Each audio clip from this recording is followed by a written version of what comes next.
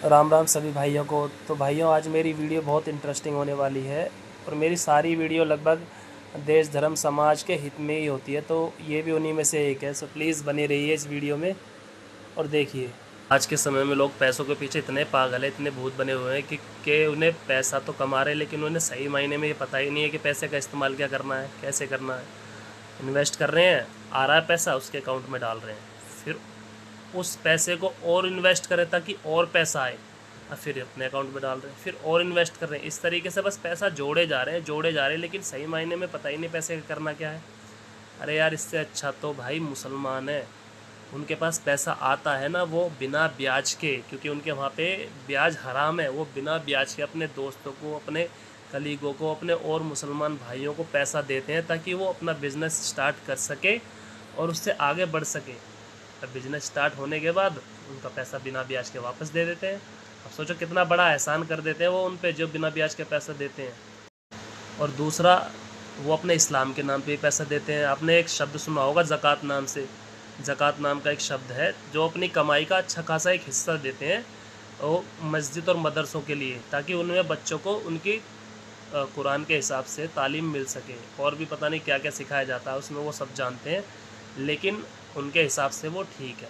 और यहाँ पे मंदिर में हमारे यहाँ भी चलता था भैया, उसे दशज नाम से चलता था हमारे यहाँ भी, कि अपनी कमाई का कम से कम 10% हमें धर्म कर्म के नाम पे देना चाहिए। लेकिन इंसान के दिमाग में इतना लालच घुसा पड़ा है कि वो मंदिर के नाम पे, धर्म कर्म के नाम पे पैसा देना तो बहुत दूर की बात है, वो अपनी सुरक्षा तक के लिए पैसा इस्तेमाल नहीं कर पाते।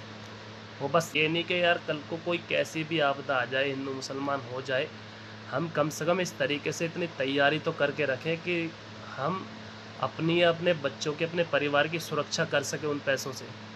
लेकिन नहीं सोचना, पता नहीं दिमाग में क्या, दिमाग में ऐसा लालच घुसा हुआ उनके कि जोड़ना है पैसा, कुछ करना नहीं है, कैसा करना है ये पता नहीं है, किसी की मदद कर दो। अगर आपस में एक दूसरे को पैसा देना भी होगा ना, तो ब्याज पे ही देंगे वो।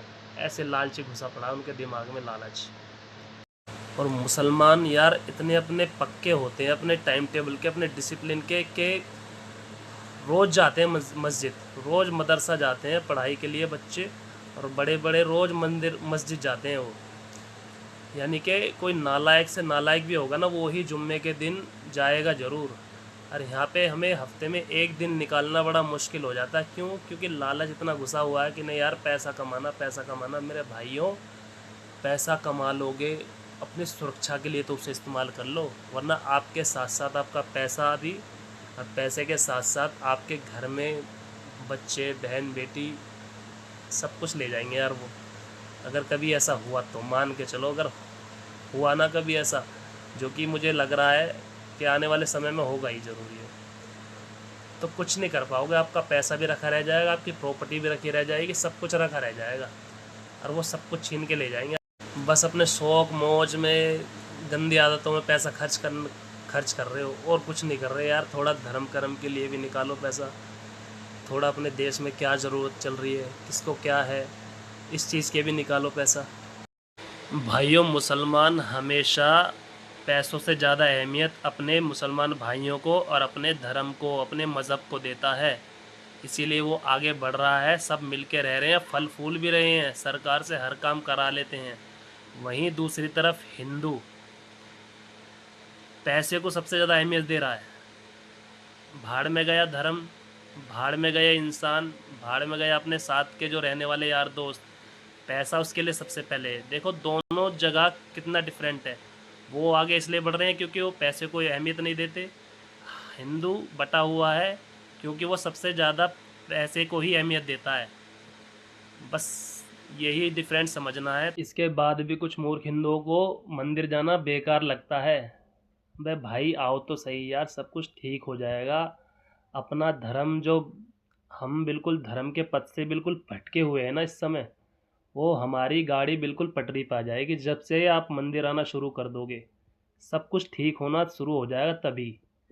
और बड़े बड़े ऋषि मुनि महात्मा भी यही बोलते हैं कि भाई तुम अपने धर्म की तरफ लौटो, बस इसी में हमारी सबकी जीत है।